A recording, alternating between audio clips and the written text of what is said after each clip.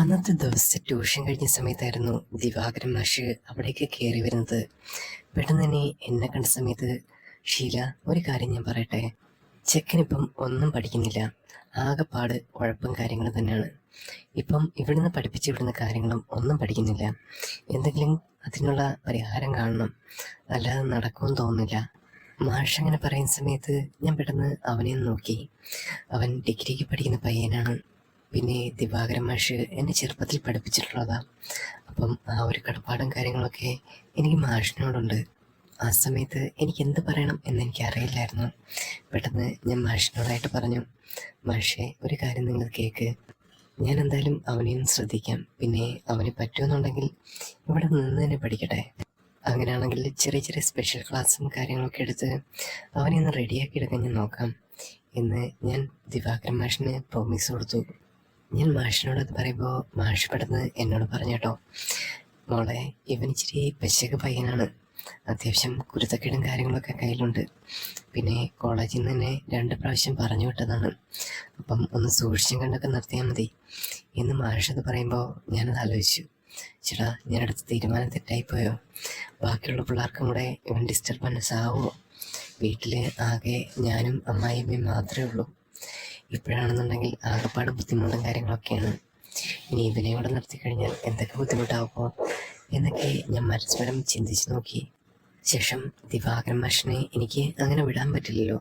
അതുകൊണ്ട് തന്നെ ഞാൻ മാഷിൻ്റെ അടുത്ത് പറഞ്ഞു, ഏതായാലും അവനിവിടെ നിൽക്കട്ടെ മാഷേ, എന്തെങ്കിലും ഉണ്ടെങ്കിൽ ഞാൻ പറയാം എന്ന് മാഷിനോട് പറഞ്ഞു. അങ്ങനെ അന്നത്തെ ദിവസം മുതൽ അവൻ എൻ്റെ കൂടെയായി. വീട്ടിൽ പഠിത്തവും കാര്യങ്ങളൊക്കെ ആയിട്ട് ക്ലാസ്സിലെ പിള്ളേർ വന്നിരുന്ന സമയത്ത് അവനെ കൂട്ടിയിരുത്തി. അവർ പോയി കഴിഞ്ഞതിന് ശേഷം ഞാൻ അവന് ഒരു സ്പെഷ്യൽ ക്ലാസ് എന്ന രീതിയിൽ എടുത്തു കൊടുക്കുമായിരുന്നു. പക്ഷേ അന്നത്തെ ദിവസം മാത്രം എനിക്ക് നല്ല കൺഫ്യൂസ്ഡ് ആയിരുന്നു.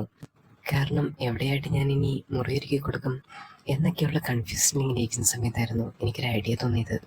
അവൻ തൽക്കാലം ചാച്ചൻ്റെ മുറി കിടക്കട്ടെ, ചാച്ചൻ എന്തായാലും ഇവിടെ ഇല്ലല്ലോ, ഏതായാലും 1-2 ആഴ്ചത്തെ കാര്യമുള്ളൂ, എങ്ങനെയെങ്കിലും അഡ്ജസ്റ്റ് ചെയ്യാം എന്ന് ഞാൻ വിചാരിച്ചു. അങ്ങനെ കുറേ സമയം കഴിഞ്ഞ സമയത്താണ് ഞാൻ എൻ്റെ അടുത്ത് പറഞ്ഞത്, അവിടെ ഞാൻ മുറി റെഡിയാക്കിയിട്ടുണ്ട്, നീ അവിടെ പോയി കിടന്നു, ഭക്ഷണമെല്ലാം കഴിച്ചല്ലോ അല്ലേ എന്ന് പറയുമ്പോൾ അവൻ പറഞ്ഞു, ഓക്കെ ചേച്ചി, ഞാനങ്ങനെ ഒറ്റയ്ക്ക് കിടന്ന് ശീലിച്ചിട്ടില്ല. എപ്പോഴെങ്കിലും അച്ഛനോ അല്ലെങ്കിൽ അമ്മയോ എന്തെങ്കിലും അടുത്തുണ്ടായിരിക്കും, അല്ലാതെ ഞാനെപ്പോഴും അങ്ങനെ മാറി നിന്ന് ശീലിച്ചിട്ടില്ല എന്ന് പറഞ്ഞു. പെട്ടെന്ന് തന്നെ ഞാനൊരു അതിശയത്തോടെ അവന് ചോദിച്ചു, അയ്യോ അതെന്താണ്, നീ ഇപ്പോൾ കോളേജിൽ പഠിക്കുന്ന പയ്യനല്ലേ, ശരിക്കും ഇതെന്താ ഇപ്പോഴും അമ്മയുടെ അച്ഛൻ്റെയൊക്കെ കൂടെ കിടന്നുറങ്ങുന്നത്, ഒറ്റയ്ക്ക് കിടക്കാറായിട്ടില്ലേ? പെട്ടെന്ന് ഞാൻ ചോദിക്കുന്ന സമയത്ത് ആളൊന്ന് കൺഫ്യൂസ്ഡായി.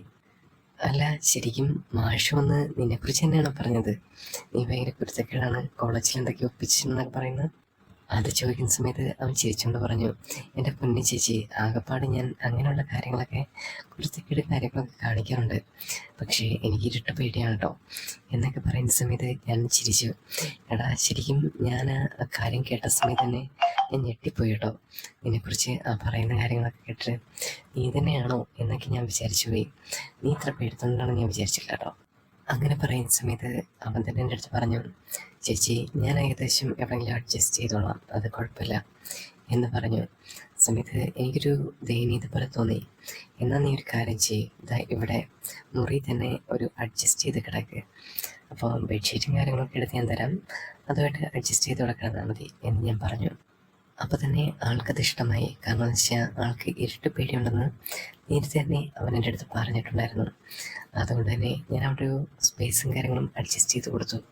ഞാൻ പറഞ്ഞു, ഇവിടെ നീ കിടക്കത്തില്ലേ, കുഴപ്പമൊന്നുമില്ലല്ലോ എന്ന് ചോദിക്കുന്ന സമയത്ത്, കുഴപ്പമില്ല ചേച്ചി, ഞാൻ അഡ്ജസ്റ്റ് ചെയ്തോളാം എന്ന് പറഞ്ഞ് അവിടെ കിടന്നു. അമ്മായിയമ്മ തൊട്ടടുത്ത റൂമിലായിരുന്നു. അമ്മായിയമ്മ അറിഞ്ഞിട്ടില്ല അവൻ ഇവിടെയാണ് കിടക്കുന്നത് എന്നുള്ള കാര്യം, ആരും അറിഞ്ഞിട്ടില്ലായിരുന്നു. ഞാൻ പിന്നെ എൻ്റെ ഒരു മനസ്സലിവിന് വേണ്ടിയിട്ട് അങ്ങനെ ചെയ്തത് മാത്രമായിരുന്നു. അങ്ങനെ കിടക്കാൻ നേരം തന്നെ ആളെൻ്റെ അടുത്ത് പറഞ്ഞു, ചേച്ചി, ഇവിടെ ഡ്രസ്സ് മാറാനുള്ള സൗകര്യം കാര്യങ്ങളൊന്നുമില്ലേ, ഇതിൽ മൊത്തം ഓപ്പൺ ആണല്ലോ എന്ന് ചോദിച്ചു.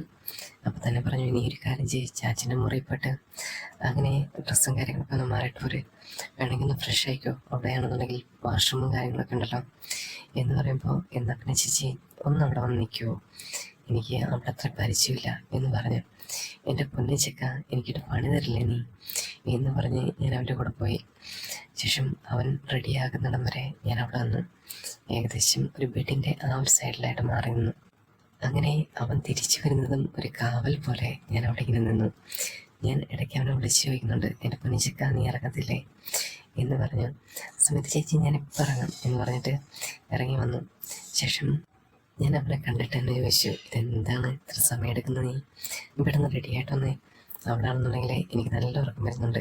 ഇന്നാണെങ്കിൽ രാവിലെ തുടങ്ങിയ ക്ലാസ്സാണ്, ഇതുവരെയും തീർന്നിട്ടില്ല. അങ്ങനെയുള്ള ബുദ്ധിമുട്ടിലേക്ക് എൻ്റെ മോനെ, പെട്ടെന്ന് അവിടെ കാര്യങ്ങൾ എന്ന് പറഞ്ഞു. സമയത്ത് എൻ്റെ ചേച്ചി 1 മിനിറ്റ് നീ ശരിയാക്കട്ടോ എന്ന് പറഞ്ഞിട്ട് ആളിഞ്ഞിട്ട് പോരുന്നു. അങ്ങനെ അവനൊരു നൈറ്റ് ഡ്രസ്സും കാര്യങ്ങളൊക്കെ ഇട്ട് ഏകദേശം റൂമിൽ കൊണ്ടുവന്ന് കിടത്തി. ശേഷം ഞാൻ കട്ടിലിൽ കയറി കിടന്നു. എടാ നിനക്ക് താഴെ കിടക്കുന്നതിനും ബുദ്ധിമുട്ടൊന്നുമില്ലല്ലോ എന്ന് ഞാൻ ചോദിക്കുമ്പോൾ പറഞ്ഞു, കുഴപ്പമില്ല ചേച്ചി, ഞാൻ അഡ്ജസ്റ്റ് ചെയ്തോളാം എന്ന് പറഞ്ഞു. ഓക്കെ എന്ന് പറഞ്ഞ് കുറേ നേരം കിടന്നതിന് ശേഷമാണെന്നുണ്ടെങ്കിൽ അവൻ ഇടയ്ക്ക് എഴുന്നേൽക്കുന്നുണ്ടായിരുന്നു. ആ സമയത്ത് ഞാൻ ചോദിക്കുന്നുണ്ടെങ്കിൽ അങ്ങനെ അടുത്ത ദിവസം നേരം പുലരുന്ന സമയത്ത് ഏകദേശം ഒരു 3 മണിയായി കാണും. അപ്പോൾ തന്നെ ഞാൻ വിളിച്ചു, എടാ നീ പഠിക്കാൻ എഴുന്നേൽക്കുന്നില്ലേ എന്ന് പറഞ്ഞപ്പം ചേച്ചി ഞാൻ കുറച്ച് സമയം കൂടെ കിടന്നുറങ്ങിക്കോട്ടെ. അങ്ങനെ 6 മണി കഴിഞ്ഞു, 7 മണി കഴിഞ്ഞു. 7 മണിയായപ്പോൾ ഞാൻ നിർബന്ധമായിട്ടും കുറച്ച് ഫോഴ്സ് ചെയ്തിട്ട് തന്നെ അവനെ എഴുതിപ്പിച്ചു. പതുക്കെ കൊണ്ടുവന്നിട്ട് അവിടെ കൊണ്ടിരുത്തി. ശേഷം അവിടെ നിലവിളക്ക് കത്തിച്ചിട്ടുണ്ടായിരുന്നു. ഞാൻ പറഞ്ഞു, നീ ഇവിടെ നിന്ന് പഠിച്ചാൽ മതി എന്ന് പറഞ്ഞു. ശേഷം ആളിരുന്ന് പഠിക്കാൻ തുടങ്ങി. ഞാൻ അടുത്ത് തന്നെ ഉണ്ടായിരുന്നു, അവനെ എന്തെങ്കിലും ഡൗട്ട്സോ കാര്യങ്ങളോ ഉണ്ടെങ്കിൽ ക്ലിയർ ചെയ്യാൻ വേണ്ടിയിട്ട്. അങ്ങനെ അവൻ്റെ ഡൗട്ട്സും കാര്യങ്ങളൊക്കെ ക്ലിയർ ചെയ്യാനായിട്ടിരുന്ന സമയത്ത് തന്നെ അവൻ ഓരോ പെട്ട ഡൗട്ട്സും കാര്യങ്ങളൊക്കെ ചോദിക്കുന്നുണ്ടായിരുന്നു. എല്ലാം അസ്ഥാനത്തുള്ള ഡൗട്ട്സും കാര്യങ്ങളാണ്. ഞാൻ പറഞ്ഞു, എൻ്റെ ചെക്ക ഇതൊന്നും ഇങ്ങനെ ചോദിക്കില്ല കേട്ടോ എന്ന് പറയുന്ന സമയത്ത് ആള് പെട്ടെന്ന് ചിരിച്ചുകൊണ്ട് പറഞ്ഞു, ചേച്ചി എൻ്റെ ഡൗട്ട്സ് കൊണ്ട് ചോദിച്ചല്ലേ, ഇങ്ങനെയുള്ള കാര്യങ്ങളൊക്കെ ഞാൻ പിന്നെ ആരുടെ ചോദിക്കാൻ. അപ്പോൾ ഞാൻ ഓരോ കാര്യങ്ങൾ അവനെ എക്സ്പ്ലെയിൻ ചെയ്യാൻ തുടങ്ങി. എടാ ഇത് ഈ പറയുന്ന പോലെ ഇങ്ങനെ വന്നു കഴിഞ്ഞാൽ ഇങ്ങനെ വരും എന്നൊക്കെ ഞാനിങ്ങനെ പറയുമ്പോൾ ആൾ പുഞ്ചിരിച്ചുകൊണ്ട് പറഞ്ഞു, ചേച്ചി ഒരു കോമഡി തന്നെയാണ് കേട്ടോ, നല്ല ഹ്യൂമൻ സെൻസ് ഉണ്ട് എന്ന് പറഞ്ഞു. നിന്നോടൊക്കെ പിടിച്ചു നിൽക്കേണ്ട രചിക്ക, അല്ലെന്നുണ്ടെങ്കിൽ നമ്മൾ താഴെ ആയിപ്പോത്തില്ലേ. അങ്ങനെ പറഞ്ഞ് കുറേ സമയം കഴിഞ്ഞു. അങ്ങനെ കുറച്ച് സമയം കഴിഞ്ഞപ്പോൾ ദിവാകരൻ മാഷ് വന്നു. മാഷ് വന്നിട്ട് എൻ്റെ ചോദിച്ചു, എങ്ങനെയുണ്ടവൻ? ഞാൻ പറഞ്ഞു, എൻ്റെ മാഷെ ആളൊരു പഞ്ചപാവമാണ്, വെറുതെ അവനായിട്ടിങ്ങനെ തെറ്റിദ്ധരിപ്പിക്കണ്ട, ആൾ പഠിച്ചോളും എന്ന് പറഞ്ഞു.